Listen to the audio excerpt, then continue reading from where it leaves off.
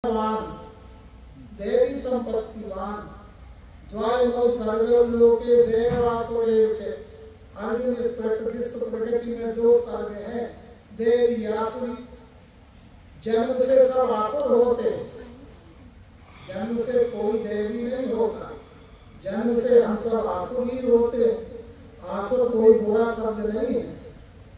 सुर का मतलब होता है प्रकाश, सुर माने प्रकाश। जहाँ प्रकाश है वो सुर है उसी, और जहाँ प्रकाश नहीं है आयामी नहीं। जहाँ प्रकाश नहीं, क्या प्रकाश नहीं, निर्मूल स्वरूप का बोध नहीं है, तो वहाँ प्रकाश नहीं है, तो वो आंसू ही है। और जहाँ निर्मूल स्वरूप के ज्ञान का प्रकाश हो गया, वो रात में नहीं है, वो दिन में है। जो हमेशा ज्ञान की जागृति में रहकर व्यवहार जिससे होता है वो देवी कहलाता है, और जो अज्ञान में दिन रात बरतता है, व्यवहार करता है, वो आसुर कहलाता है। अब बताओ, अब हमें क्या बनना है? वो तुलसीदास लिख रहे हैं, बड़े भाग मानुष तन पावा, बड़ो कर्मी करे तो नारायण हो। ये मनुष्य ही देव बनता है, जिन्हें आज हम देव कहते हैं, देव करके पूज रहे हैं, वो कभी के मनुष्य देहधारी ही थे ना।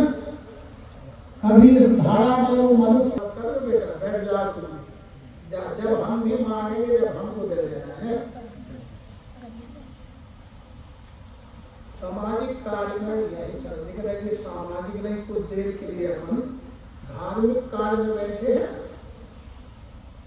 वो बात ये टूट गई, वो तो डिस्कनेक्ट होना है। कोई लिखी किताब पढ़ता फिर पढ़ना पलटा देता, यही है डिस्कनेक्ट करना होना। कहाँ हो रही थी, तब कहीं कुछ हम सीख पाएंगे।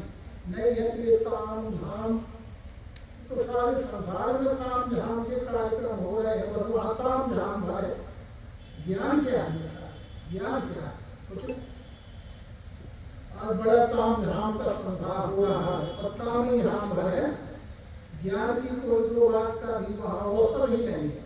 कहाँ मिल रहा? जाओ धक्का खाओ, डुबकी लगाओ, फिर धक्का खाओ, जेब कटाओ, फिर गाड़ी में बैठो, आ जाओ।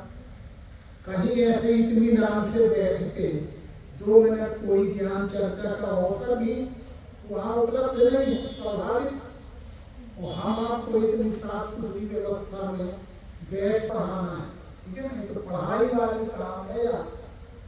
जैसा हम पढ़ेंगे वैसे बच्चे पढ़ेंगे, जैसे हम बैठेंगे वैसे बच्चे बैठेंगे। इसलिए हम इस विद्या को यदि समझना है कि विद्या है, ये वह विद्या है जिसके द्वारा निर्मूल स्वरूप का बोध होता है, और जिसका बोध होते ही हमने पढ़ ही लिया तो समझ में आने लगेगा। लिखा और पढ़ा, समझ में आ जाना चाहिए। हिये में बोध होते ही मुक्ति है ब्रह्मज्ञान से। सुन के मुक्ति है क्या? केवल पढ़ लेने से मुक्ति है क्या? चाहिए। जब तक चित्त में न जाएगा तो सोने हो। इसलिए सर्वांग योग में वो महत्व की बात लिखी है कि हिये में बोध होते। हिये नाम अंतःकरण का है। अंतःकरण माने जहाँ मन, बुद्धि, चित्त और अहंकार सब इकट्ठे रहते हैं, उस सबके समुच्चय का नाम अंतःकरण है। तो ये ज्ञान इंद्रियों से भी जाना जाएगा, मन से भी जाना जाएगा, बुद्धि से भी जाना जाएगा, पर रखोगे कहाँ? चित्त इंद्रियां जानने का माध्यम है, मन जानने का माध्यम है, बुद्धि भी जानने का माध्यम है, पर रखोगे कहाँ? जैसे हमारी गृहस्थी में हम रिटायर हो गए हैं, यदि सास की सर्विस में थे, रिटायर हो गए हैं तो पेंशन भी आती है।